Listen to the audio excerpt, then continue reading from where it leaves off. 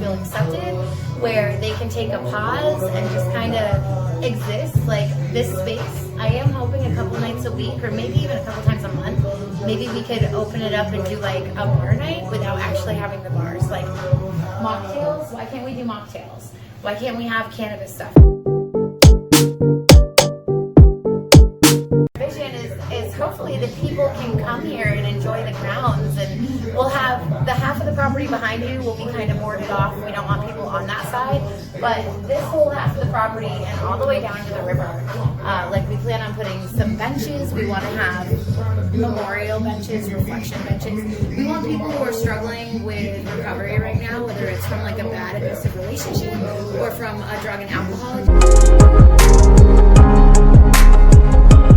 And just really quickly to give you some background, we named the place Alec's Place. I don't know if you saw that outside, but that's after their friend Alec. Alec passed away in 2019 from a fentanyl overdose. Ooh. We were told from cocaine.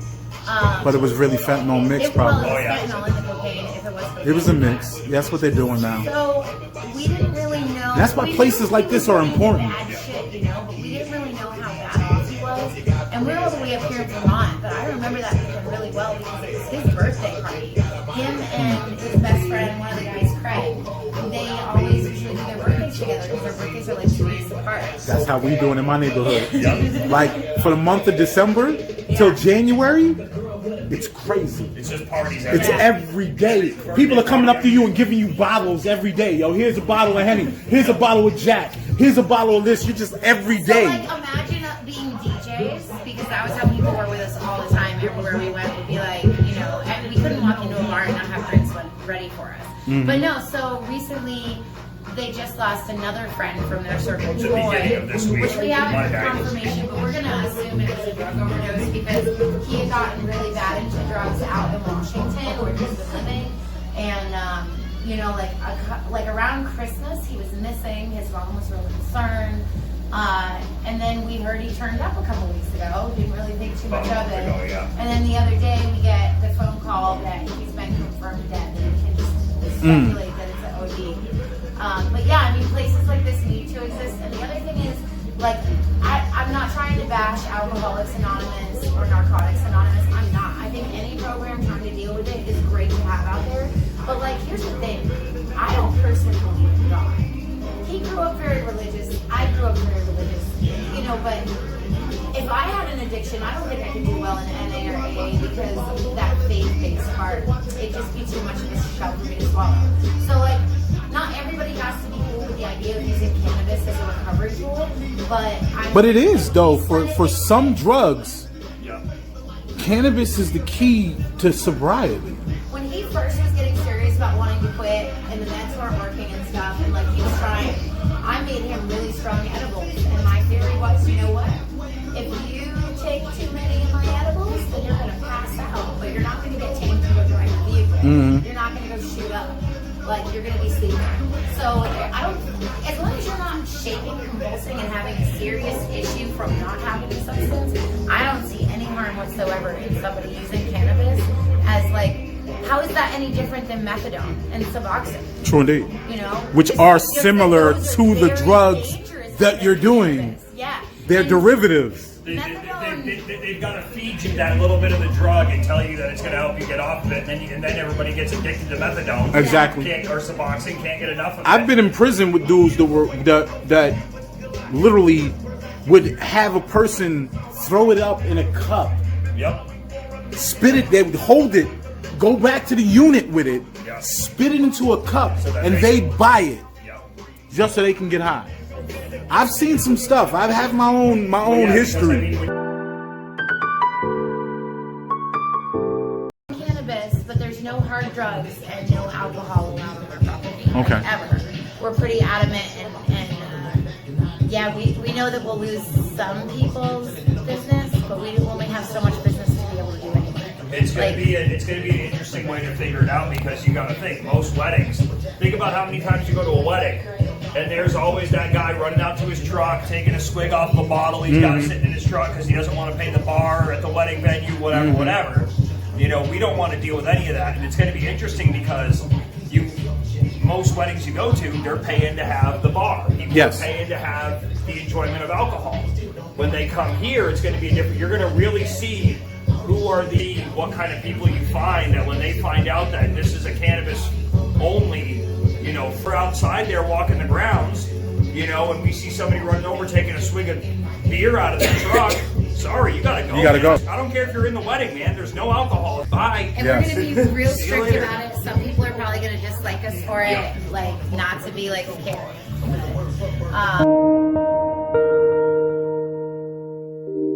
My first call is going to be to the sheriff's department because they cover us here. And then the next thing that's going to happen is they're going to process a no trespass on the people that break that.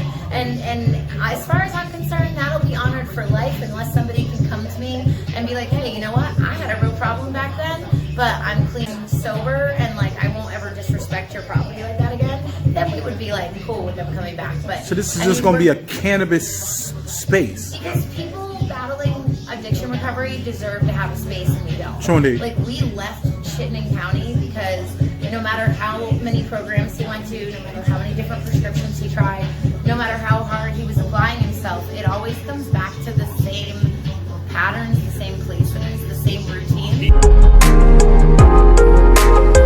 Dude that's sober in Chittenden County where there isn't Nothing. actually like alcohol allowed. Nothing. No. Unless you And- go to a shelter that where they say Yeah. you can't get drunk. Yeah, but you know what I mean? Like, it's just, it sucks. Like, for a while, we were hermits, and then COVID happened anyway while that was going on, so it was easy to be a hermit. But now it's like, we want to be able to enjoy the fun lifestyle we had when we were entertainers and DJing. And that's y'all background Yeah, originally. that was our background. Both of y'all. Originally. That's where he originally met me, was working at King's. So, 7 months later. Okay, I well. finally know. And look what y'all been able to Yeah. achieve together, yo. Like, And this is after battling a really, really awful addiction. Like our relationship got volatile. Our relationship got very toxic. Like I feel like any relationship, when you throw addiction into it, it just becomes that way. Yes. And as the spouse, I felt embarrassed. I felt like nobody would really understand or they would judge me because I knew some of his behaviors were unacceptable. But I was staying with him. I stayed with him though because I could look at it from a medical point of view, and I compared it to like cancer.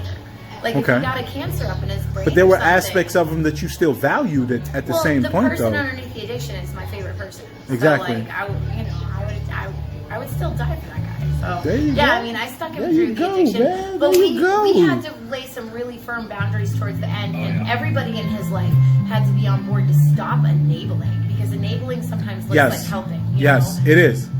And that's when It we is. got It better at furthers it. moving. 2 hours away. What do we have out here? We bought 14 acres. For what we sold our 1 acre house. Y'all in had 14 Milton. acres? Well, not here. Here's only 8 acres. But like, This is y'all have a yeah, we have 8 So I was acres going here. to show you that spot up there at the tree line. That's it right there. It Like, we goes can do all the small way down. concerts here. And even down past that pile of snow, another probably 100 feet is the river. Oh my God, bro. We walked it all day yesterday. Y'all can make this whole completely thematic. Yeah, and Yep. at any point So, in yeah, time this you is want to all- smoke or roll a joint or anything, let us know. We've got clean, extra. All this right here, this is all the river line. So we went all the way down to the bottom. These are areas out here you could sit down there and pitch a tent, Yeah. camp out for a weekend, you know, and you're just In nature, space, chilling. in a quiet The idea came space. to us because when Just he was chilling. trying the hardest Yeah. to get sober before we made the move of moving, I can't even tell you, I lost count of how many times him and I took off to various parts of New England and just camped.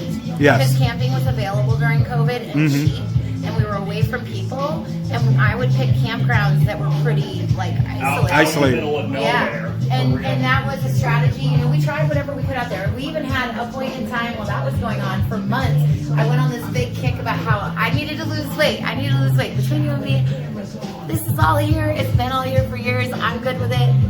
He's good with it. Anybody I've ever had has been good with it. So I really was just using that. But my thing was, let's get up at 6 o'clock in the morning and go exhaust ourselves. Because then I noticed on nights that we were getting up and being active, he was not going into binge drinking. So like I saw that. And pattern. that was your main thing was alcohol. Oh yeah. Alcoholism was your main. I had, before I moved up here, I owned my own house down in Massachusetts, and that was 21 to 23, and so that was straight up, you know, it was my own house. I wasn't sharing it with anybody, so it was parties there every day of the week.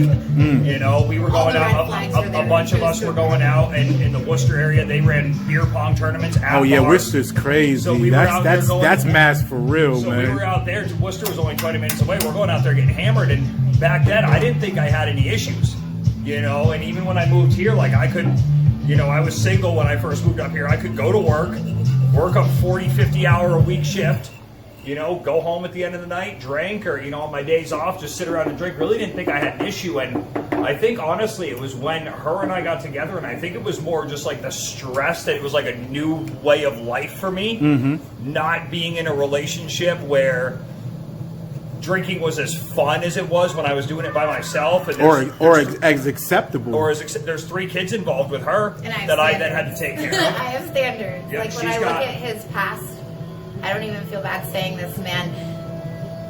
I'm glad he married me because I was the first classy one of the bunch. Okay. And it just, you know, like the previous relationships that he made me aware of just all seemed like it was a pretty typical, like, you know, addict supporting addicts.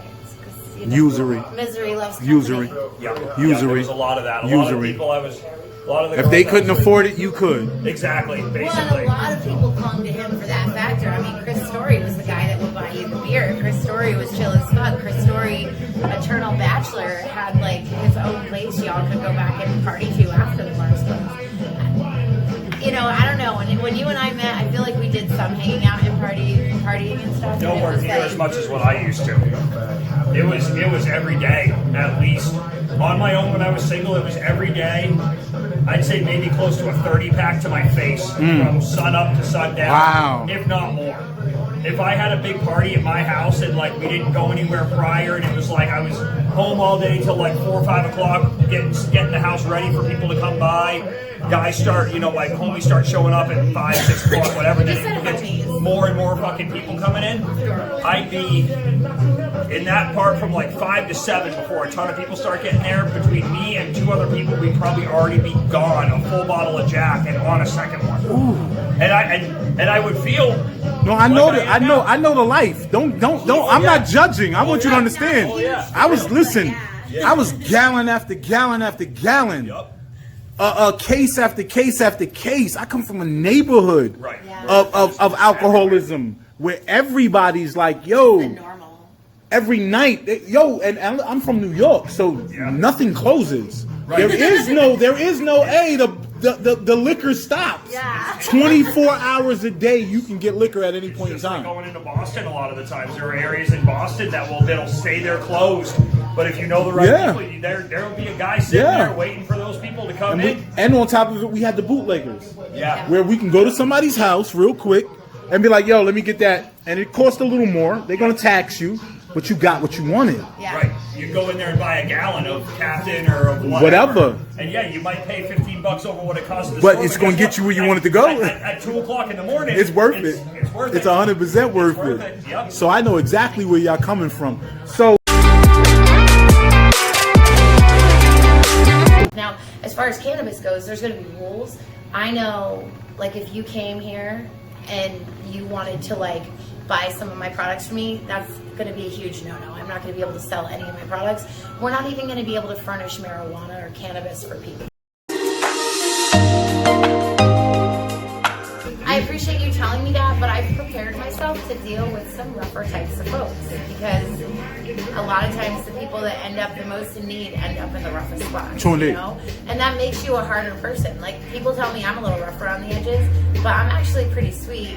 I am a little rough around the edges, but that's But you need that. There's a balance, isn't it? Well, and I've been through some serious hard shit that has broken a lot of people. Exactly. And like, I'm still standing to talk about it. And not just standing to talk about it. We're using our really shitty experiences to open help a doorway other for others, people, yeah. like, be able to cope. And like last year in Vermont, we lost 180 plus people to overdose deaths. Wow. And we lost 130 plus people to suicide. Wow. And that's over 300 people in a state of like, what we're like right under 700,000 Yes. population. Yes. So something needs to happen. And like when the lockdown happened, Vermont has a smaller population than my borough Yeah. Yeah. Really? of Queens. Holy fuck. Oh, yeah. Oh, I couldn't survive in a city. I don't think with watching him struggle with his alcoholism is that addiction is the same every time. It's the same face. Some people wear it with more class. Some people are a little bit more graceful. It's a little harder to tell with some addicts over others. Addiction is the same every single time, and we get angry at the person.